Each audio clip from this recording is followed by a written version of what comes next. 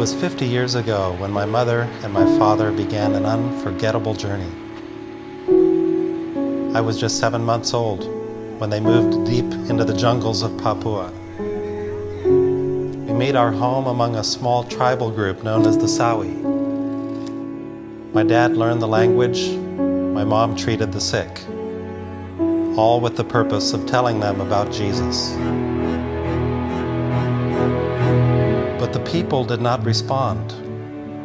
The Sawi were headhunters. They were cannibals. They lived in a constant state of war. As time passed, we began to lose hope that the gospel would take root. My parents were faced with a decision. Finally, Dad explained to the Sawi that if they kept on fighting, we could no longer stay.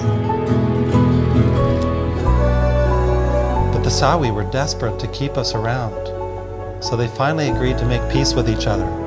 In order for that to happen, each Sawi village gave an infant, a baby boy, to their enemies, and this child became known as the Peace Child. It was through this unexpected exchange, buried deep in their culture, that my parents were given a perfect opportunity to share the gospel with the Sawi, to explain to them that God sent His very own Peace Child, Jesus, to make peace with us. It's been 50 years since that day, and we're very anxious to see how the Sawi are doing.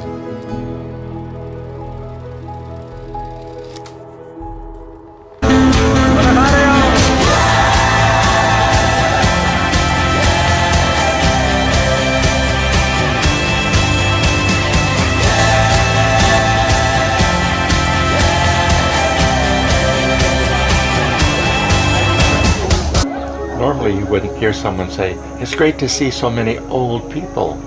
Disease took its toll. Death from warfare took its toll. But now to come back and see that there are just throngs among the crowds of people, throngs of people with gray hair and old enough that they have trouble walking along the trail, that's a special joy. So they've reached out and they've invited, I think, 5 tribes around them. So they're making themselves a base because something really significant happened among them. And it seems like this has been implanted in the hearts of the Sawi, that they aren't meant to just sit around enjoying Christ and getting fat and happy. The whole point is to reach out and share it with others. So they're doing that. We're seeing it in action. He's explaining he's from a remote village, and after the Bible was translated, someone brought the scriptures to him, and he believed. Isaac. He's taken a Christian name called Isaac. They really rolled out the red carpet. Hundreds and hundreds of people from 5 different tribes were here. And for me, the emotion was just overwhelming.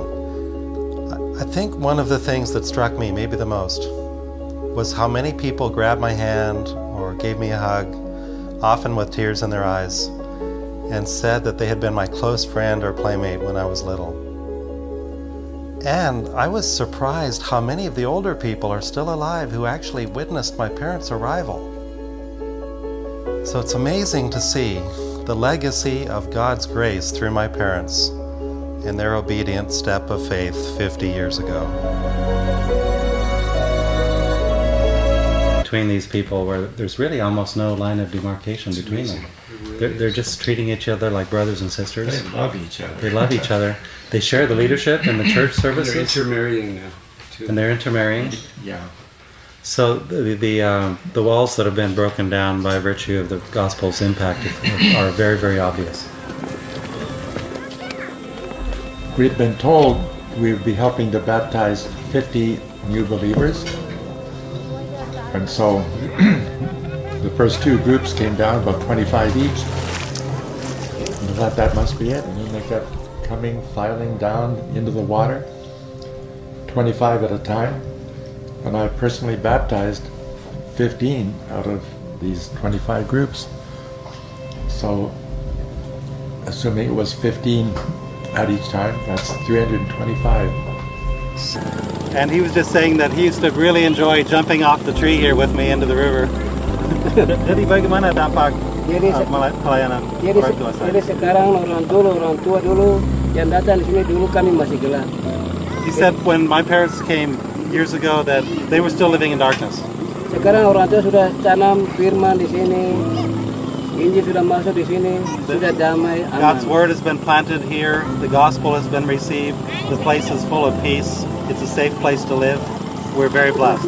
Kami rasa terima kasih kepada Tuhan sehingga I want to give Bapak thanks to dan God ini bisa tiba di sini. Dan besoknya Bapak because the Dong Dikasih gospel came berangkat. here.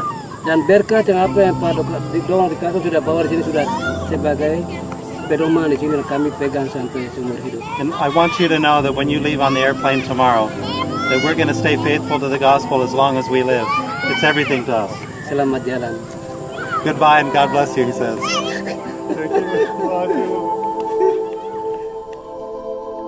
The younger generation is really thriving. There are lots of challenges, but they're aggressive. They're taking places of leadership. I'm impressed with the desire to progress, the desire to make an impact.